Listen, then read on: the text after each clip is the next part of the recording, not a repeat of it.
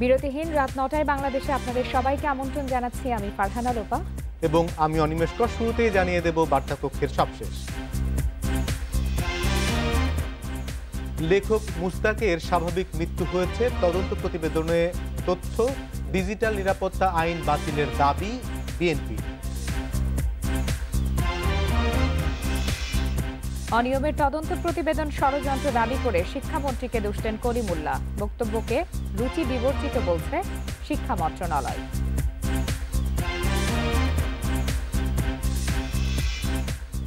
মুক্তিযোদ্ধাদের সমন্বিত খসড়া তালিকায় 1,80,000 নাম, 10,000 বাদ পড়ার শঙ্কা, ভুয়াদের বিরুদ্ধে ব্যবস্থা।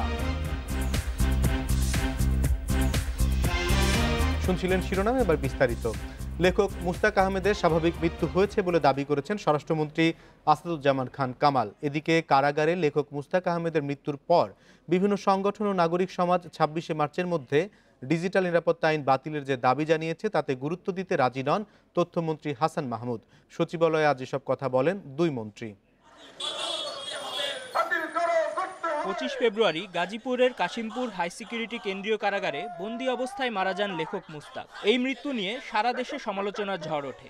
এ ঘটনার প্রতিবাদে বিক্ষোভ করে বামপন্থী সহ বিভিন্ন সংগঠনের নেতাকর্মীরা। তারা এ ঘটনাকে পরিকল্পিত রাষ্ট্রীয় হত্যাকাণ্ড দাবি করেন। দাবি জানান ঘটনার বিচার বিভাগীয় তদন্তে। মুস্তাকের মৃত্যু তদন্তে গঠিত গাজীপুরের জেলা প্রশাসন ও কারা অধিদপ্তরের তদন্ত কমিটির প্রতিবেদনে স্বাভাবিক মৃত্যু হিসেবে উল্লেখ করা হয়েছে বলে জানান স্বরাষ্ট্রমন্ত্রী আসাদুজ্জামান খান। তার মতে চূড়ান্ত তথ্য পাওয়া যাবে ময়নাতদন্তের পর। আমরা এই মন্ত্রণালয়ে একজন অতিরিক্ত সচিবের নেতৃত্বে একটা টিম করে দিয়েছিলাম। সেখানে ডিসি ও তাৎক্ষণিকভাবে একটা টিম করেছিলেন, কারা কর্তৃপক্ষ একটা টিম করেছিলেন। আমরা যতটুকু জানতে পেরেছি রিপোর্টের মাধ্যমে, আমরা তাকে সে যখনই অসুস্থ ফিল করেছেন তখনই তাকে কারাগারে যে সেবাটা সেটা দেওয়ার পরেই তাকে মেডিকেলে নিয়ে নেওয়া হয়ে গিয়েছে। নিজ দপ্তরে তথ্যমন্ত্রী দাবি করেন ডিজিটাল নিরাপত্তা আইন দেশবাসীকে নিরাপত্তা দেওয়ার জন্য। যারা এর বিরোধিতা করছেন তাদের অবস্থান সবসময় সরকারের বিরুদ্ধে। এই আইন আজকে বিভিন্ন দেশ এই আইন প্রণয়ন করেছে এবং এই আইনের বলে সেখানেও শাস্তি হচ্ছে, গ্রেপ্তার হচ্ছে। তবে এই আইনের যাতে অপপ্রয়োগ না হয় সেজন্য আমরা সতর্ক আছি এবং সতর্ক থাকব। কয়েকজন দাঁড়িয়ে প্রেস ক্লাবের সামনে যারা সবসময় সরকারের বিরুদ্ধে বক্তব্য রাখেন, তারা দাঁড়িয়ে বললেই সেটি করতে হবে তা কিন্তু নয়। মুস্তাক আহমেদের মৃত্যুর প্রতিবাদ এবং ডিজিটাল নিরাপত্তা আইন বাতিলের দাবি 26 মার্চের মধ্যে বাস্তবায়ন না হলে কঠোর আন্দোলন গড়ে তোলার হুঁশিয়ারি জানিয়েছে আন্দোলনকারীরা। মাহমুদুন নবী, ইন্ডিপেন্ডেন্ট নিউজ। ক্ষমতায় টিকে থাকতেই সরকার ডিজিটাল নিরাপত্তা আইনের মতো গণবিরোধী সব আইন করছে বলে দাবি করেছেন বিএনপি মহাসচিব মির্জা ফখরুল ইসলাম আলমগীর। বৃহস্পতিবার রাজধানীতে যুবদলের এক প্রতিবাদ সভায় অবিলম্বে এ আইন বাতিল ও খালেদা জিয়ার মুক্তির দাবিও জানান মির্জা ফখরুল। কারাগারে লেখক মুস্তাকের মৃত্যু ও নোয়াখালীতে সাংবাদিক বোরহানুদ্দিন মোজাক্কের হত্যার প্রতিবাদে জাতীয় প্রেসক্লাবের সামনে সমাবেশ করে যুবদল। যুবদলের প্রতিবাদ সমাবেশকে কেন্দ্র করে ছিল পুলিশের তল্লাশি। প্রেসক্লাব সহ আশপাশের এলাকায় আইন শৃঙ্খলা বাহিনীর উপস্থিতি ছিল চোখে পড়ার মতো। বেলা 11টায় সমাবেশ শুরুর কথা থাকলেও সকাল 10টার দিকেই প্রেসক্লাবের সামনে জড়ো হয় সংগঠনটির নেতাকর্মীরা। বক্তারা অভিযোগ করেন প্রতিবাদ সমাবেশে আসতে বাধা দেওয়া হয়েছে নেতাকর্মীদের। আমাদের মিছিল মিটিংয়ে হামলা করবেন না, ধৈর্য ধারণ করুন, নিয়ম অনুযায়ী আপনারা আপনাদের দায়িত্ব পালন করুন। এ সময় বাধা দিয়ে অধিকার আদায়ের আন্দোলন দমিয়ে রাখা যাবে না বলে জানান বিএনপি নেতারা। ডিজিটাল নিরাপত্তা আইনে গ্রেপ্তার ও বন্দী বিএনপি নেতাদের মুক্তির দাবিও জানান তারা। জনগণের বাধার স্রোতে একসময় আপনার খড়কুটোর মতো ভেসে যাবেন, টেরও পাবেন না ইনশাআল্লাহ। আপনাদের সবাইকে শক্তিশালী মনে রাখার আহ্বান জানিয়ে ইনশাআল্লাহ আমরা এভাবেই সরকারের পতন ঘটাবো। তাদেরকে জোর করেই ক্ষমতায় টিকে থাকতে হচ্ছে এবং টিকে থাকার জন্যই এই ধরনের সম্পূর্ণ গণবিরোধী আইন তারা তৈরি করেছেন, যে আইনের মাধ্যমে এই ডিজিটাল সিকিউরিটি অ্যাক্টের মাধ্যমে তারা জনগণের যে কথা বলার অধিকার, বাক স্বাধীনতা তা তারা কেড়ে নিয়েছেন। সমাবেশ শেষে পুলিশ ও যুবদল কর্মীদের মধ্যে কিছুটা উত্তেজনা তৈরি হয়, তবে জ্যেষ্ঠ নেতাদের হস্তক্ষেপে শান্তিপূর্ণভাবেই শেষ হয় যুবদলের প্রতিবাদ সমাবেশ। মাহমুদ শরীফ, ইন্ডিপেন্ডেন্ট নিউজ, ঢাকা। ডিজিটাল নিরাপত্তা আইনের মামলায় গ্রেপ্তার কার্টুনিস্ট আহমেদ কবির কিশোর জামিনে মুক্তি পেয়েছে। দুপুরে তাকে কাশিমপুর কারাগার থেকে মুক্তি দেওয়া হয়। এর আগে বুধবার কার্টুনিস্ট আহমেদ কবির কিশোরকে 6 মাসের জামিন দেয় হাইকোর্ট। কারা কর্তৃপক্ষ জানায় বেলা 11টায় জামিন আদেশের কাগজ কারাগারে পৌঁছলে সব আইনি প্রক্রিয়া শেষে কিশোরকে মুক্তি দেওয়া হয়। এ সময় কারা ফটকে উপস্থিত ছিলেন কিশোরের স্বজনেরা। সামাজিক যোগাযোগ মাধ্যমে গুজব ছড়িয়ে রাষ্ট্রীয় ষড়যন্ত্রের অভিযোগে গত বছরের মে মাসে তাকে গ্রেপ্তার করে র্যাব।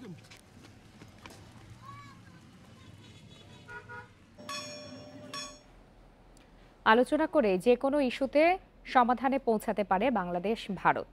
বিশ্বস্ত বন্ধুর মতোই ঢাকার পাশে থাকবে দিল্লি। দুপুরে রাষ্ট্রীয় অতিথি ভবন পদ্মায় যৌথ সংবাদ সম্মেলনে কথা জানান সফররত ভারতের পররাষ্ট্রমন্ত্রী এস জয়শঙ্কর।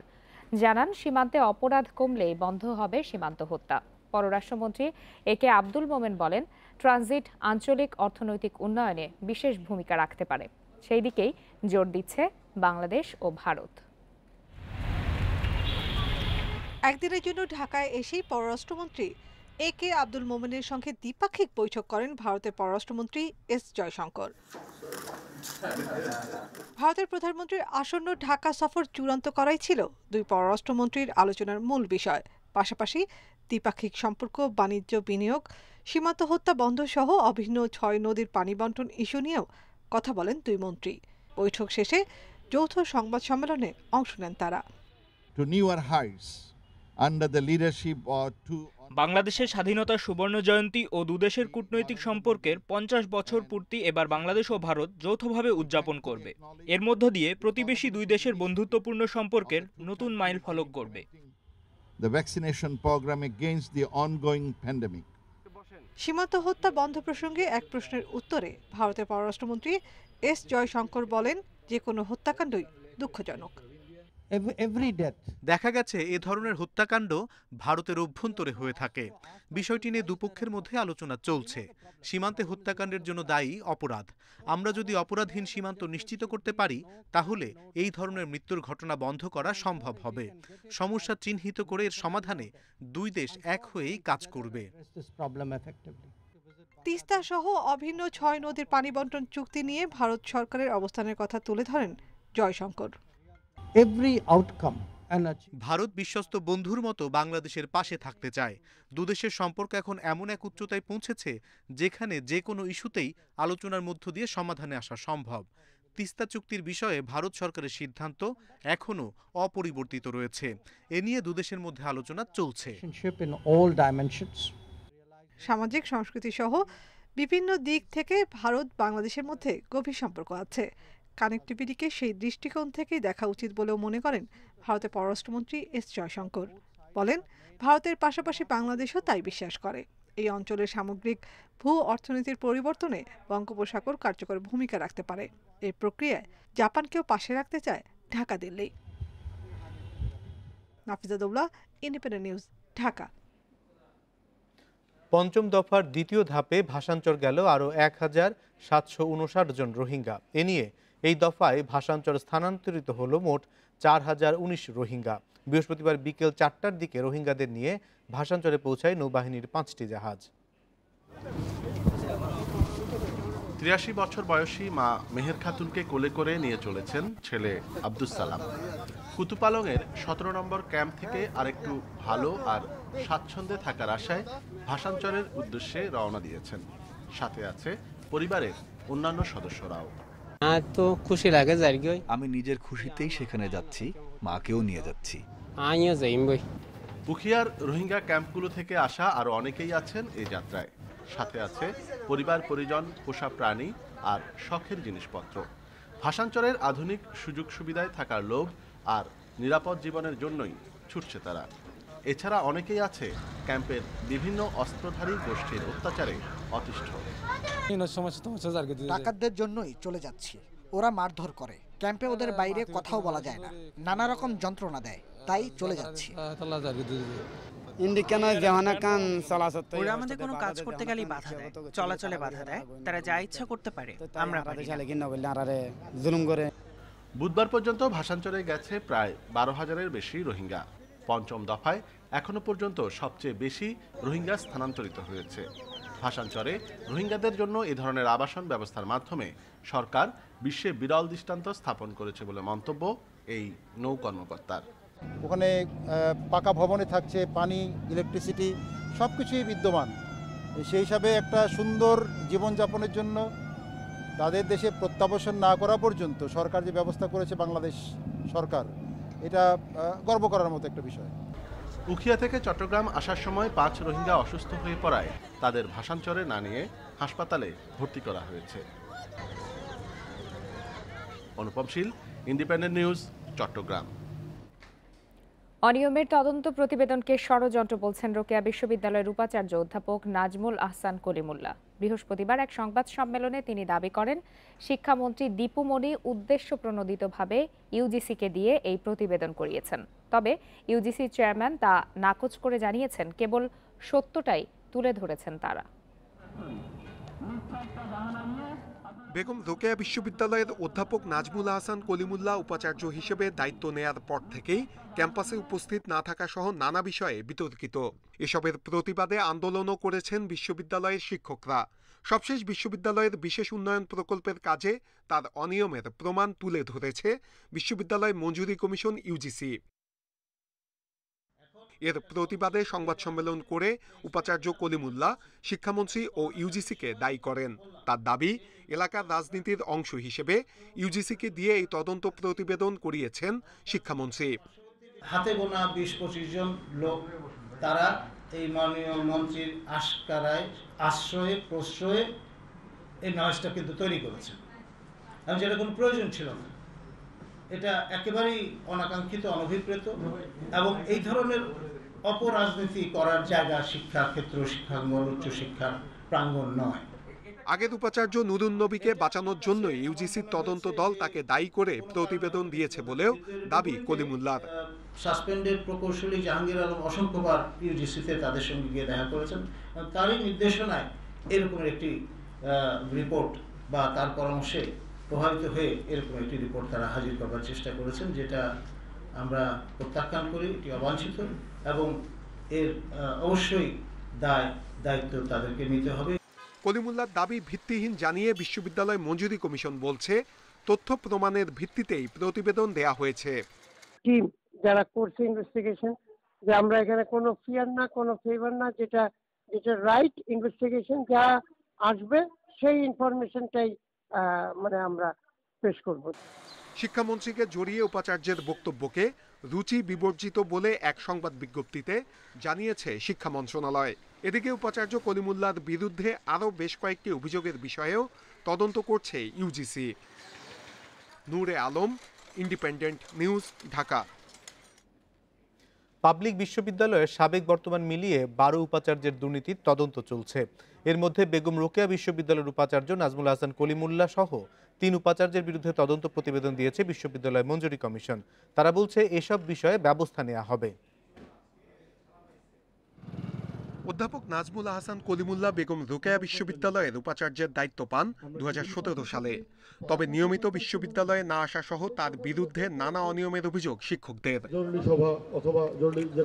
সবশেষ বিশেষ উন্নয়ন প্রকল্প, শেখ হাসিনা ছাত্রী হল ও doctor Wazed research and training institute সহ স্বাধীনতা স্মারকের নির্মাণ কাজে উপাচার্য সহ সংশ্লিষ্টদের অনিয়মের সত্যতা পেয়েছে বিশ্ববিদ্যালয় মঞ্জুরি কমিশনের তদন্ত কমিটি। এই বিশ্ববিদ্যালয়ের এটি একটি মানে খণ্ডচিত্র যেটি প্রমাণ হয়েছে, কিন্তু তা নয়, যেখানে হাত দেওয়া যাবে সেখানেই এই কলিমুল্লাহর দুর্নীতির প্রমাণ পাওয়া যাবে। তবে এসব অভিযোগ অস্বীকার করছেন উপাচার্য। যেই টাকা হাতে অবশিষ্ট ছিল 18.5 কোটি টাকা, সেটা কিন্তু আমরা বাংলাদেশ ব্যাংকে জমা দিয়ে দিয়েছি। এখানে আর্থিক কোনো অনিয়ম বা সেরকমের কোনো ত্রুটি আমাদের পক্ষ থেকে হয়নি। ইউজিসির তথ্য অনুযায়ী অনিয়মের তদন্ত চলছে বরিশাল বিশ্ববিদ্যালয়ের সাবেক উপাচার্য হারুনুর রশিদ, খুলনা কৃষি বিশ্ববিদ্যালয়ের উপাচার্য শহীদুর রহমান, মাওলানা ভাসানী বিজ্ঞান ও প্রযুক্তি বিশ্ববিদ্যালয়ের উপাচার্য আলাউদ্দিন, চট্টগ্রাম ও কুমিল্লা বিশ্ববিদ্যালয়ের সাবেক 2 উপাচার্যের বিরুদ্ধেও। আর রাজশাহী বিশ্ববিদ্যালয়ের উপাচার্য আব্দুস সোবাহান ও ইসলামী আরবি বিশ্ববিদ্যালয়ের উপাচার্য মোহাম্মদ আহসান উল্লাহের তদন্ত প্রতিবেদন এরই মধ্যে জমা দেয়া হয়েছে। এই ব্যাপারে যথাযথ তদন্ত করে আমরা মন্ত্রণালয়কে জানিয়ে দেই যে তদন্তের রেজাল্ট এই, মন্ত্রণালয় সেই রেজাল্ট অনুযায়ী ওই বিষয় ব্যবস্থা নিয়ে থাকে। অনেক ক্ষেত্রে দীর্ঘসূত্রিতার মধ্যে পড়ে যায়, বা আমরা যেটা প্রত্যাশা করি বা সবাই প্রত্যাশা করে যেন কোনো ব্যাপারে সিদ্ধান্ত নেওয়ার ক্ষেত্রে যেন দীর্ঘসূত্রিতার সৃষ্টি না হয়। শিক্ষাবিদরা বলছেন এমন ঘটনায় আগেও তদন্ত প্রতিবেদন দেয়া হয়েছে, তবে কোনো ব্যবস্থা না নেয়ায় বর্তমান পরিস্থিতির সৃষ্টি হয়েছে।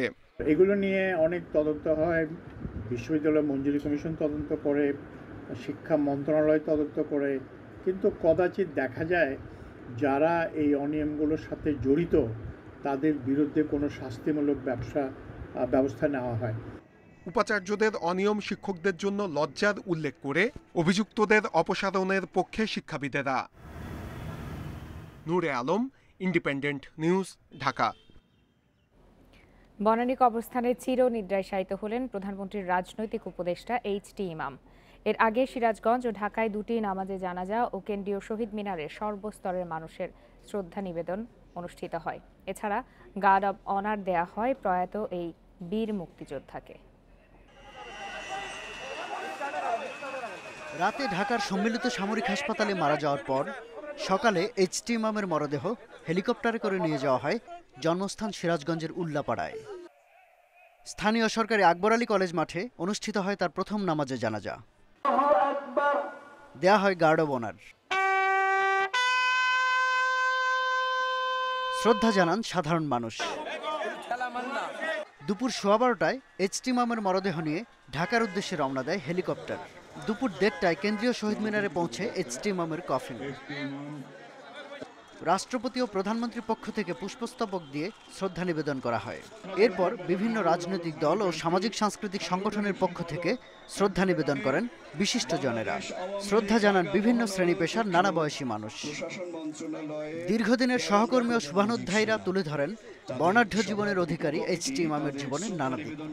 চাকরি থেকে রিটায়ার করেছেন, কিন্তু কাজ থেকে তিনি কখনো রিটায়ার করেননি।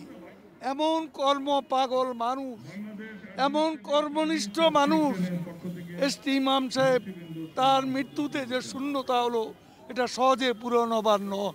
বাংলাদেশের উন্নয়নে, বাংলাদেশের কল্যাণে, সমৃদ্ধিতে সবসময় কাজ করেছেন এবং অত্যন্ত আন্তরিকতা নিষ্ঠার সাথে কাজ করেছেন। জাতি এমন একজন জ্যেষ্ঠ সন্তানকে হারালো। আসরের নামাজের পর গুলশানের আজাদ মসজিদে অনুষ্ঠিত হয় এইচ.টি. ইমামের দ্বিতীয় নামাজে জানাজা। পরে বনানী কবরস্থানে দ্বিতীয়বারের মতো গার্ড অব অনার দেওয়া হয় মুজিবনগর সরকারের প্রথম মন্ত্রিপরিষদ সচিবকে। এরপর সেখানেই সমাহিত করা হয় বীর মুক্তিযোদ্ধা এইচ.টি. ইমামকে। শাহাদাত স্বপন, ইন্ডিপেন্ডেন্ট নিউজ, ঢাকা। গত কয়েকদিন ধরে দেশে বাড়ছে করোনা রোগী ও শনাক্তের হার। গত 24 ঘন্টায় নমুনা পরীক্ষা বিবেচনায় করোনা শনাক্তের হার 3.87%। গতকাল শনাক্তের হার ছিল 3.74%। এর আগে 2রা মার্চ ছিল 3.36%। বৃহস্পতিবার স্বাস্থ্য অধিদপ্তরের বিজ্ঞপ্তিতে জানানো হয়, গত 24 ঘন্টায় করোনায় আরও 7 জনের মৃত্যু হয়েছে। এ নিয়ে মোট প্রাণহানি হল 8,435 জনের। 219টি ল্যাবে 24 ঘন্টায় 15,985 নমুনা পরীক্ষায় করোনা শনাক্ত হয়েছে 619 জনের। এ নিয়ে মোট করোনা আক্রান্তের সংখ্যা দাঁড়ালো 5,48,549 জনে। সুস্থ হয়েছেন আরও 841 জন। এ নিয়ে মোট সুস্থ 5,468 জন। প্রধানমন্ত্রী শেখ হাসিনা করোনার টিকা নিয়েছেন। আজ বিকালে টিকা নেন তিনি। টিকা নেয়ার সময় প্রধানমন্ত্রীর বোন শেখ রেহানাও সঙ্গে ছিলেন। এর আগে 24 ফেব্রুয়ারি করোনার টিকা নেন বঙ্গবন্ধু শেখ মুজিবুর রহমানের ছোট মেয়ে শেখ রেহানা। স্বাস্থ্য অধিদপ্তরের তথ্য মতে করোনা ভাইরাস প্রতিরোধে সারা দেশে টিকা দেয়া শুরু হয় 7 ফেব্রুয়ারি থেকে। বুধবার 3 মার্চ পর্যন্ত টিকা নিয়েছেন মোট 34,60,159 জন।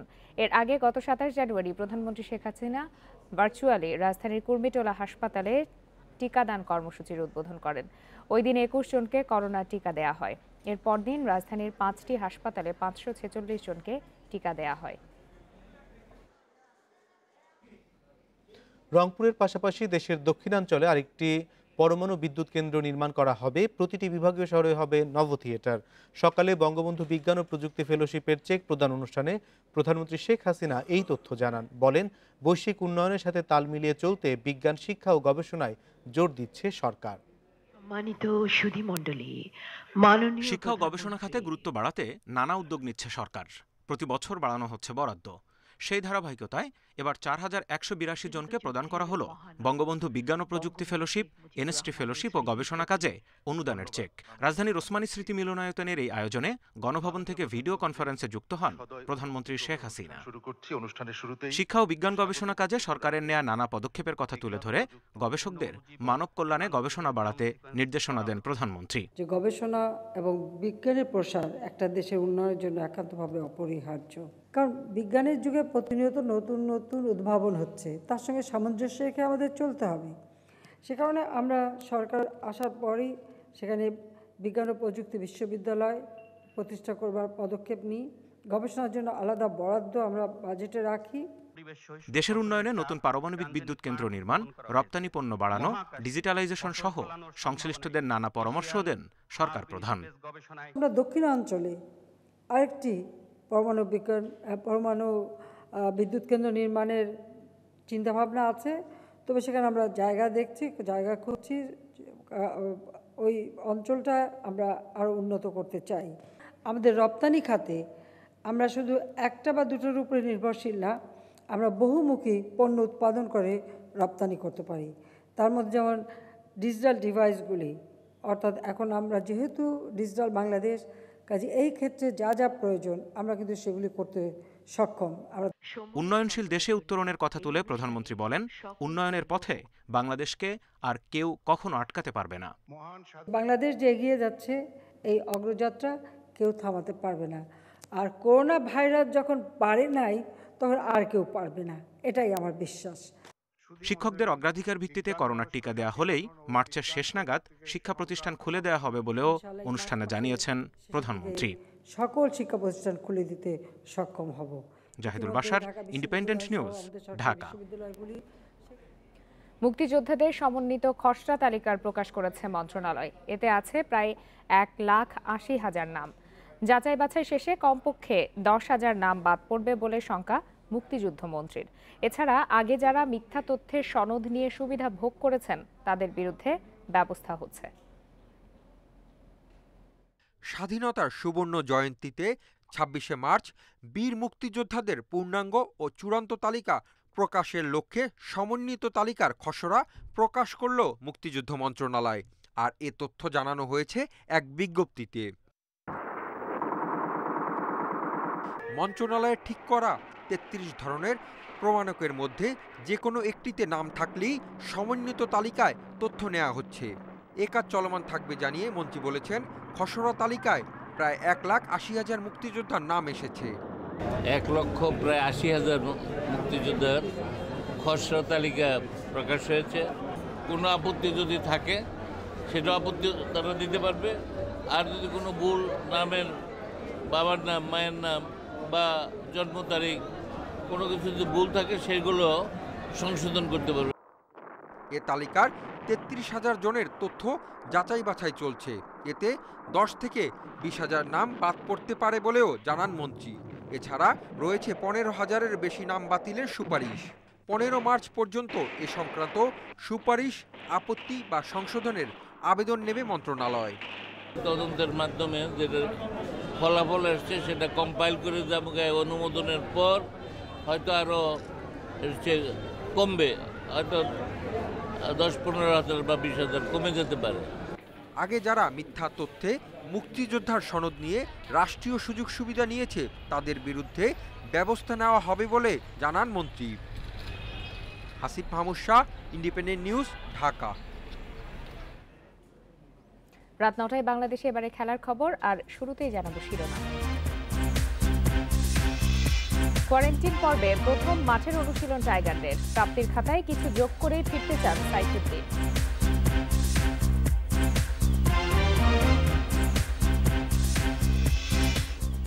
বাংলাদেশে একাডেমি করতে চান রাজস্থান রয়্যালসের চেয়ারম্যান। আইপিএল প্রসঙ্গে মুস্তাফিজের সিদ্ধান্তে সমর্থন।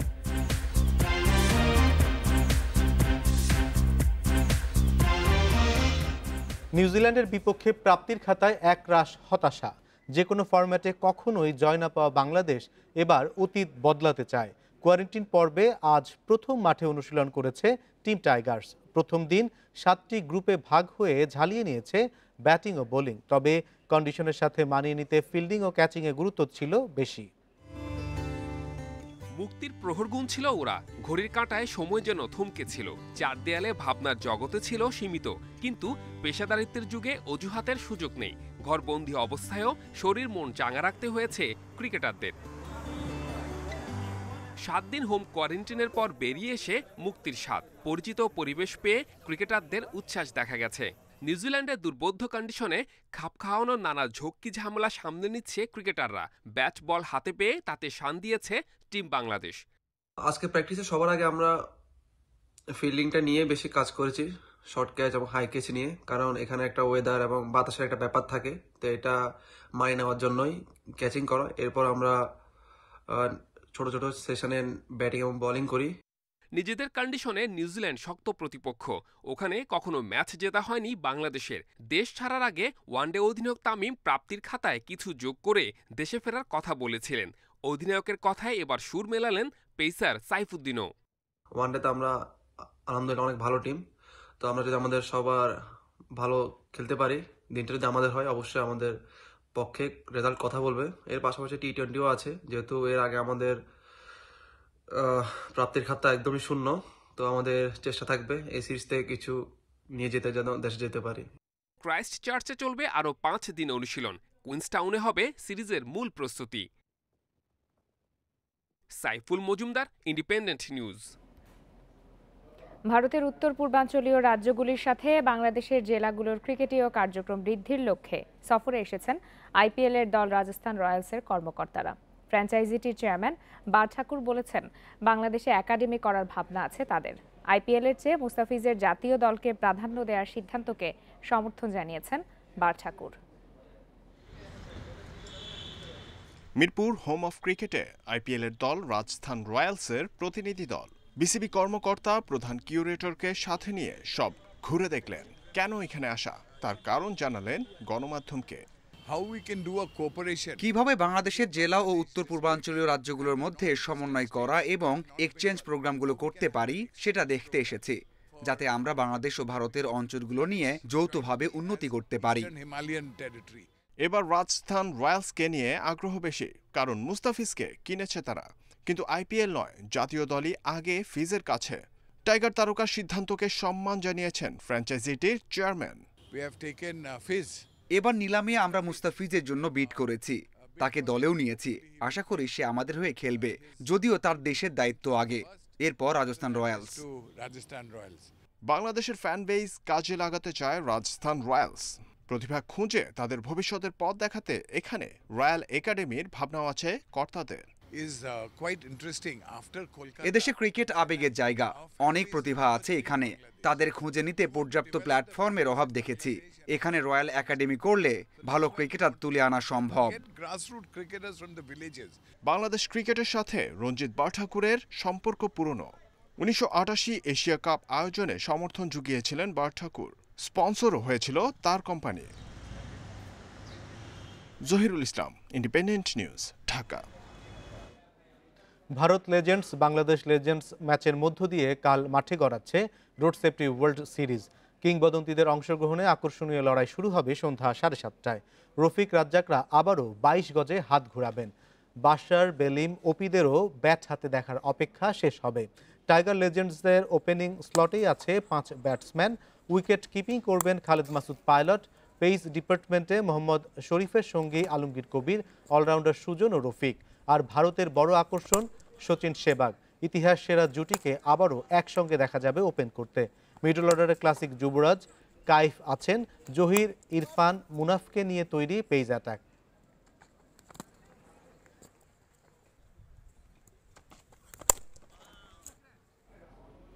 দশ বছর পর নতুন সভাপতি পেল ঐতিহ্যবাহী ক্লাব মোহামেডান। বিনা প্রতিদ্বন্দ্বিতায় আগামী ৩ বছরের জন্য ক্লাবটির সভাপতি হলেন সাবেক সেনাপ্রধান আব্দুল মুবিন। এর আগে ৩ জন সভাপতি প্রার্থী মনোনয়নপত্র নিলেও আব্দুল মুবিন ছাড়া নির্দিষ্ট সময়ে মনোনয়ন জমা দেননি বাকিরা। সেজন্য নির্বাচনের দুদিন আগেই প্রধান নির্বাচন কমিশনার ঘোষণা করলেন সভাপতির নাম। সময়সীমা শেষ হওয়ায় নির্বাচনে মোট পরিচালক প্রার্থীর সংখ্যা ২০ জন। ৩৩৭ ভোটার থেকে নির্বাচিত হবেন ১৬ পরিচালক।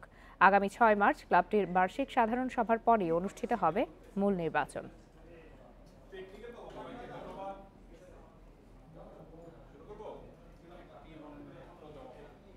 ইংলিশ প্রিমিয়ার লিগে রাতে বিগ ম্যাচ অ্যানফিল্ডে লিভারপুলের অতিথি চেলসি। ম্যাচ শুরু বাংলাদেশ সময় রাত 2:15টায়। সাম্প্রতিক রেকর্ড লিভারপুলের পক্ষে ৪৭ বছর পর চেলসির বিপক্ষে টানা ৫ম জয়ের সুযোগ অল রেডসদের। টানা ৪ হারের পর গত ম্যাচে জয়ে ফেরার স্বস্তি নিয়ে নামবে চ্যাম্পিয়নরা। গুরুত্বপূর্ণ ম্যাচে ফিরছেন গোলকিপার অ্যালিসন, চোট কাটিয়ে উঠেছেন ফাবিনিও ও দিয়াগো জোতো। অন্যদিকে দলের টপ স্কোরার ট্যামি আব্রাহামকে নিয়ে অপেক্ষায় আছে চেলসি। ক্যালাম ফিট থাকলেও থিয়াগো সিলভা এখনও চিন্তায় রেখেছে ব্লুজকে। টেবিলের 5 ও 6-এর লড়াই, 1 পয়েন্ট এগিয়ে আছে টুখেলের চেলসি। রাস্তা পারাপারে রাজধানীর 3টি জায়গায় ডিজিটাল পুশ বাটন রয়েছে, কিন্তু সেগুলো ব্যবহার করছে না কেউ। 1.5 বছরে বেশ কিছুদিন নষ্ট হয়ে পড়েছিল সেগুলো। তারপরও আরও 17টি ডিজিটাল পুশ বাটন স্থাপনের পরিকল্পনা ডিএনসিসির।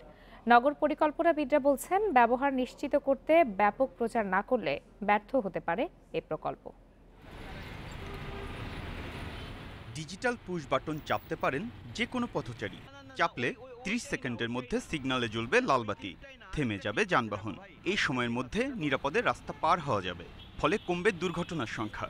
এমন পরিকল্পনায় 2019 সালের অক্টোবরে রাজধানীর 3 স্পটে স্থাপন করা হয় digital push button. Mirpur commerce কলেজের সামনের রাস্তা পার হওয়ার জন্য পুশ বাটন চাপলেন এক পথচারী। লালবাতি জ্বললেও কোনো গাড়ি থামল না। শেষে ঝুঁকি নিয়েই পার হলেন রাস্তা। গাড়ির ড্রাইভারগুলো আছে তারা এইটা হয়তো বা লক্ষ্য করে নাই, যে কারণে আমাকে লাইফ রিস্ক নিয়ে রাস্তা পারাপার হইতে হয়। যখনই একটা মানুষ পার হবে পুশ বাটনটা চেপে, তখন যে গাড়িগুলো থামতে হয়, আমার মনে হয় এটা অনেকেই জানে না। এছাড়া মহাখালী ও মোহাম্মদপুরেও পুশ বাটন ব্যবহার করছে না অধিকাংশ মানুষ। বলছেন এ বিষয়ে তারা জানেন না কিছু, আর বাটন চাপলেও যানবাহন থামে না। যে সিস্টেমটা চালু আছে এটা আমরা জানি, কিন্তু তারপরও মানা হয় না, যেহেতু আমাদের অভ্যাস হয়ে গেছে এটা ভেবে চলা। সেটা মনে করেন প্রথমবার লাগাই দিয়ে গেছে, বাস এই তদারকির জন্য কেউ থাকে না। এরপরও নতুন 17টি ডিজিটাল পুশ বাটন বসাতে চাচ্ছে ডিএনসিসি, যেগুলো বসানো হবে 2 বছরের মধ্যে। স্কুল, কলেজ, ইউনিভার্সিটিতে এই সম্বন্ধে বাচ্চাদেরকে অ্যাওয়ারনেস বিল্ড আপ করা, নতুন প্রজন্মকে অ্যাওয়ারনেস বিল্ড আপ করা। কাউকে না কাউকে দায়িত্ব নিতে হবে। আমরা করলাম, কিন্তু কেউ যদি দায়িত্ব না নেয় কোনো প্রতিষ্ঠান, তাদের কিন্তু এটা কিন্তু আমাদের সরকার বা সিটি কর্পোরেশন সব কিছু করে দেবে না। কিন্তু নগর পরিকল্পনাবিদরা বলছেন, নতুন এই পদ্ধতি জানাতে প্রচারের বিকল্প নেই। এছাড়া ব্যবহার নিশ্চিতে তদারকি বাড়ানোর তাগিদ তাদের। এই এলাকা ভিত্তিক কিন্তু ট্রাফিক পুলিশ এবং সিটি কর্পোরেশনের পক্ষ থেকে কিন্তু সচেতনতামূলক কার্যক্রম চালানো উচিত। আইনকে যারা ব্যর্থ করবে তাদের এক ধরনের ছোট হলেও পেনাল্টি প্রয়োজন, কেননা এই দুইটার যেই একের অপরের ব্যালেন্সিংয়ের মাধ্যমে কিন্তু একটি নগর আইনের শাসনের প্রতিষ্ঠার মাধ্যমে নগরটা এগিয়ে যায়। ভবিষ্যতে রাজধানীর প্রতিটি স্পটে পুশ বাটন সিগন্যাল চালুর পরামর্শ নগর পরিকল্পনাবিদদের। Biprajit Chanda, Independent news, Dhaka. Dumping করা গাড়ি দিনের পর দিন সড়ক ও ফুটপাতে ফেলে রাখছে পুলিশ। এতে চলাচলে বিঘ্ন ঘটছে, নষ্ট হচ্ছে হাজার হাজার গাড়ি। ডিএমপি কমিশনার বলছেন, ডাম্পিং জোনের জন্য নির্দিষ্ট জায়গা খোঁজা হচ্ছে। এগুলো রক্ষণাবেক্ষণের জন্য দায়িত্ব নেওয়া উচিত বলে মত বিশেষজ্ঞদের।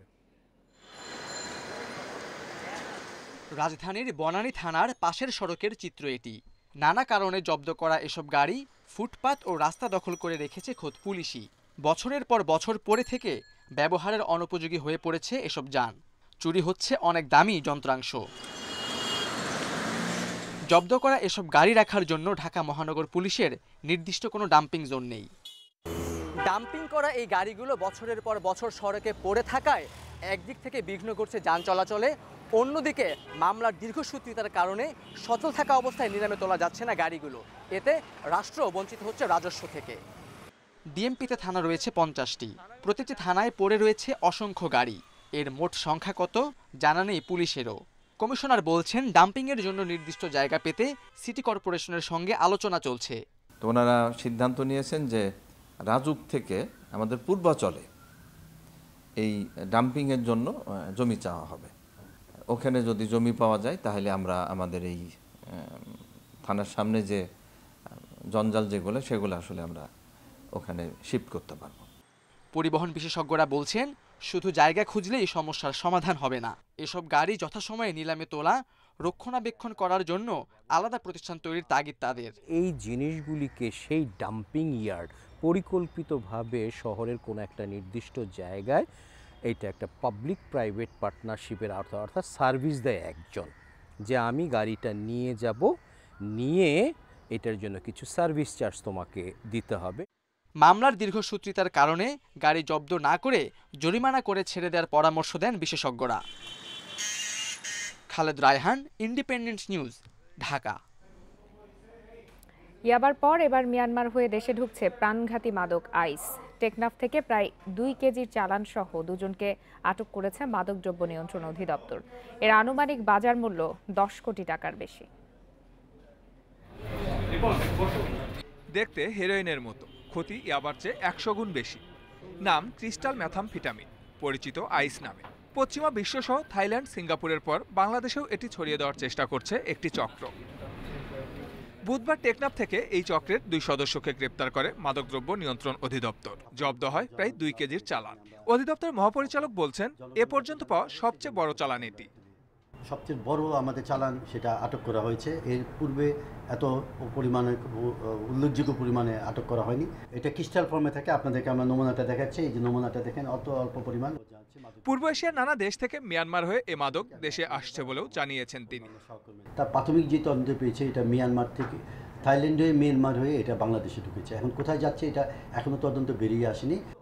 তবে দেশে এ মাদক ব্যবহারের তথ্য এখনো পাওয়া যায়নি বলেও জানানো হয়েছে সংবাদ সম্মেলনে। Suman Tanvir, independent news, Dhaka. পুরান ঢাকায় নুরুজ্জামান কসমেটিক্স নামে নকল প্রসাধনী তৈরি ও সরবরাহের দায়ে বাড়ির মালিক সহ দুজনকে আজ 6 লাখ টাকা জরিমানা করেছে র্যাবের ভ্রাম্যমাণ আদালত। 30 লাখ টাকার মালামাল জব্দ করা হয়েছে, সিলগালা করা হয়েছে কারখানাটি। নামি দামি কোম্পানির নামে নকল প্রসাধনী তৈরি করে তা বাজারজাত করছে অসাধু ব্যবসায়ীরা। রাজধানী সহ দেশের বিভিন্ন প্রান্তের কসমেটিক্সের দোকানে প্রকাশ্যে বিক্রি হচ্ছে এসব নকল পণ্য। বৃহস্পতিবার পুরান ঢাকার 7 রোজা এলাকার একটি বাড়িতে এমনই নকল চুলের তেল তৈরির কারখানার খোঁজ পায় র্যাব। দীর্ঘদিন ধরেই বাসাটির 3য় তলায় তৈরি হতো নকল প্যারাশুট, কুমারিকা, মেরিল সহ বিভিন্ন নামিদামি ব্র্যান্ডের তেল। আমি মানে স্টিকার লাগাই, তারপরে যে মুখা লাগাই, মানে আরেকজন ছিল 3-4 জনের কাজ করে, আরেকজন ইনটেক করে, আর এগুলো তেল তুললে পারে লয়ে। তারা বলছে তার গুদাম ভাড়া নিবে, বাস ইবন আমাকে বলছে, এ বিষয়ে কিছু বলেনি। আচ্ছা ভুল হয়েছে স্যার, আমার ভুল হয়েছে, আমার মিথ্যা বলছে স্যার, আমি স্যার মাফ করে আমাকে স্যার প্লিজ। কারখানার মূল মালিক নুরুজ্জামান পালিয়ে গেলেও গ্রেপ্তার করা হয়েছে 3 জনকে। জব্দ করা হয়েছে প্রায় 30 লাখ টাকার মালামাল। ডাবর আমলা সহ বা এখানে প্যারাশুট সহ, আপনার এই যে মেরিল সহ বিভিন্ন নামি দামি যে ব্র্যান্ডের যে প্রোডাক্টগুলো তারা কিন্তু এখানে বিক্রয়, বিপণন এবং উৎপাদন করছে। তাদেরকে কিন্তু বিএসটি আইন এবং ভোক্তা অধিকার সংরক্ষণ আইনের বিভিন্ন ধারা লঙ্ঘনের ফলে প্রত্যেককে 3 লক্ষ টাকা করে জরিমানা করা হয়েছে এবং জরিমানা অনাদায়ে 3 মাসের বিনাশ্রম কারাদণ্ড প্রদান করা হয়েছে ভ্রাম্যমাণ আদালতের মাধ্যমে। পণ্যের নকল মোড়ক বা নকল সিল চিহ্নিত করতে এখনও কিউআর কোড প্রযুক্তি নিশ্চিত করতে পারেনি বিএসটিআই, আর সেই সুযোগ কাজে লাগাচ্ছে প্রতারকরা। কিউআর কোড বাস্তবায়নের প্রক্রিয়া আমাদের চলমান আছে, এখনও এটা ফলাফল ভোক্তা পর্যায়ে পৌঁছায় নাই।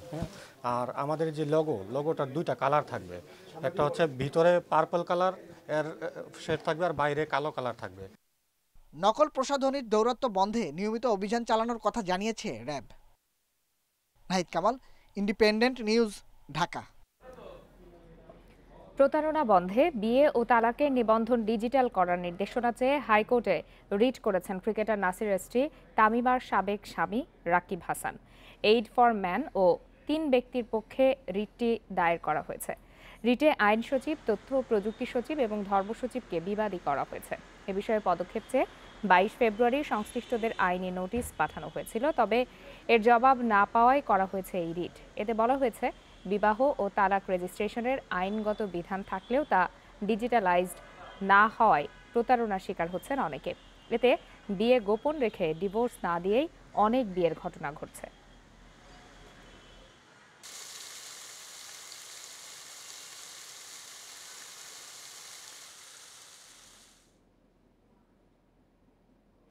চট্টগ্রাম কেন্দ্রীয় কারাগারে এক ব্যক্তিকে বিষাক্ত ইনজেকশন প্রয়োগ ও বৈদ্যুতিক শক দিয়ে হত্যা চেষ্টার অভিযোগে জেল সুপার সহ 4 জনের বিরুদ্ধে মামলা করেছেন ভুক্তভোগীর স্ত্রী। দুপুরে মহানগর দায়রা জজ শেখ আশফাকুর রহমানের আদালতে এ মামলা দায়ের করা হয়। সে সময় মামলা আমলে নেয় আদালত। পরে পুলিশ ব্যুরো অব ইনভেস্টিগেশন পিবিআইকে এই মামলা তদন্তের নির্দেশ দেন আদালত। বাদীপক্ষের আইনজীবী জানান, প্রতারণার মামলায় গেল 15ই ডিসেম্বর কারাগারে যান রাজীব দেবনাথ। সে সময় জোরপূর্বক স্বীকারোক্তি আদায়ের জন্য বিষাক্ত ইনজেকশন ও বৈদ্যুতিক শক দেয়া হয় তাকে।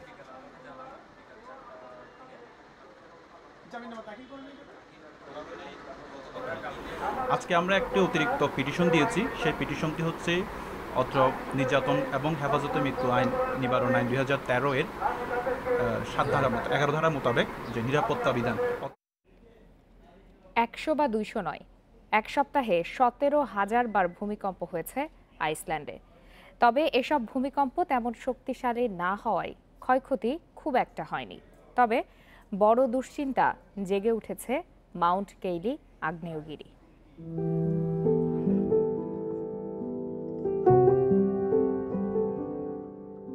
ইউরোপের দ্বীপরাষ্ট্র আইসল্যান্ড। উত্তর গোলার্ধের এই দেশ বছরের বেশিরভাগ সময়ই ঢাকা থাকে বরফে। দেশটিতে এক সপ্তাহে 17,000 ভূমিকম্প অনুভূত হয়েছে। ভূতাত্ত্বিকদের মতে আইসল্যান্ডে এত ভূকম্পন অস্বাভাবিক। আইসল্যান্ডে এই 17,000 ভূমিকম্পের প্রথমটি হয় 24শে ফেব্রুয়ারি। এর উৎপত্তিস্থল ছিল রাজধানী রিকজাভিকের 19 মাইল দূরে মাউন্ট কেইলির। মাত্রা ছিল 5.7। এরপর একের পর এক আফটার শক। রিক্টার স্কেলে এগুলোর মাত্রা ছিল 3 থেকে 4। দেশটির একজন ভূমিকম্প বিশেষজ্ঞ জানান, আইসল্যান্ড ভূমিকম্প প্রবণ। তা সত্ত্বেও এর আগে কখনো এত কম সময়ে এত ভূমিকম্প হয়নি। সামনে 6 মাত্রার ভূমিকম্পের শঙ্কা করছেন তারা। এদিকে একের পর এক ভূমিকম্পের কারণে বুধবার 800 বছর ঘুমিয়ে থাকা আগ্নেয়গিরি মাউন্ট কেইলির জেগে উঠেছে। নতুন করে শক্তিশালী ভূমিকম্প হলে শুরু হতে পারে লাভা উৎকীর্ণ, চলে আসতে পারে লোকালয়ে। ভূমিকম্পে বেশ কিছু রাস্তায় ফাটল দেখা দিয়েছে বলে জানিয়েছে আইসল্যান্ডের সড়ক মন্ত্রণালয়। সতর্কতা জারি হয়েছে বিমান চলাচলে। টেকটনিক প্লেটের উপর অবস্থান আইসল্যান্ডের। কম সময়ে এত কম্পন অন্য কিছুর অশনি সংকেত কিনা তা নিয়ে শঙ্কিত বিজ্ঞানীরা। Lutfa Fauzia, Independent News. আর এই ছিল আজকের বিরতিহীন রাত 9টায় বাংলাদেশে। ইন্ডিপেন্ডেন্ট টেলিভিশনের সব খবর আরও বিস্তারিত জানতে চোখ রাখুন ফেসবুক, ইউটিউব এবং টুইটারে। সাথে থাকার জন্য ধন্যবাদ।